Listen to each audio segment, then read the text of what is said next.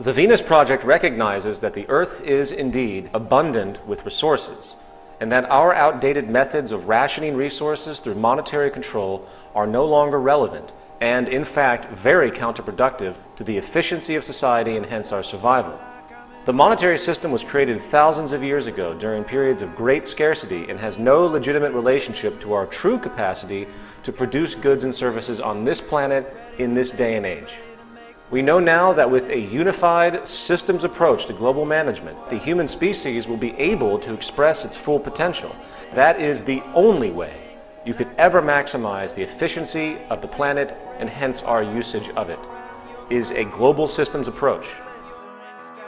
The Venus Project advocates that with today's ingenuity, we could easily overcome scarcity, which is the cause of most of our problems, such as war, corruption, and aberrant behavior. We could accomplish this by implementing a resource-based economy.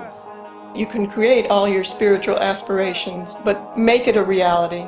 People say, is there life after death? But we think for so many people there isn't life during life, that they take on old values that have been handed down to them, and they take on old aspirations of their parents and their parents' parents and live a life that has been lived hundreds of years ago.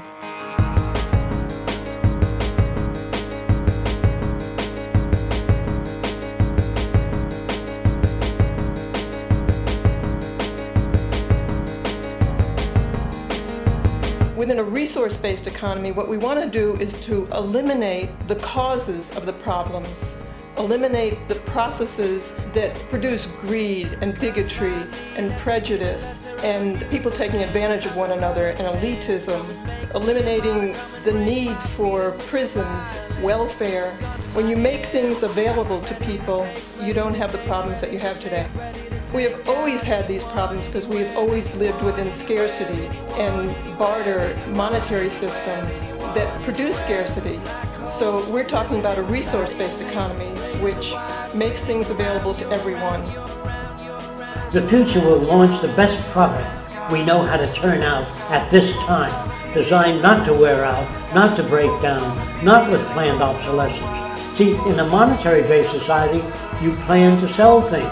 You can go to a hardware store and buy a chain socket that was designed 60 years ago, the same damn thing. Why change it? If you design things not to wear out and break down, that saves a hell of a lot of energy for the whole world. We have the technical potential to wipe out poverty, treat all human illnesses, give research labs whatever they need without ever digging up nickels and dimes or pennies for research. We have all the necessary resources.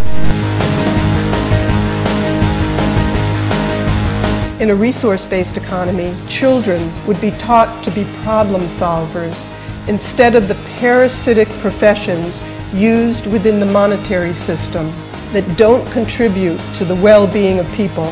These would be fields such as advertising, insurance, real estate, law, politics, and sales. All those professions wouldn't be needed if we didn't use money. When all the Earth's resources are shared, there would be no need for the military. This savage profession could easily be surpassed within a resource-based economy. These people are merely trained to be killing machines. How wonderful it would be if they were sent back to school and trained how to be problem solvers instead, to learn how to bridge the difference between nations without violence.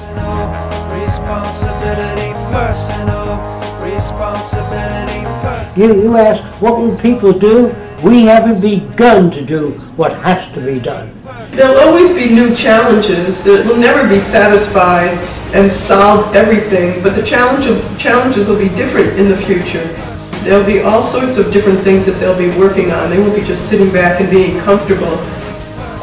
The scientific method, if applied socially, will work. It does not attain perfection. It's just a far better system than any other system that we know of today. I'm not talking about utopian societies where everybody is happy. There's no such condition. All social systems are in a state of evolution.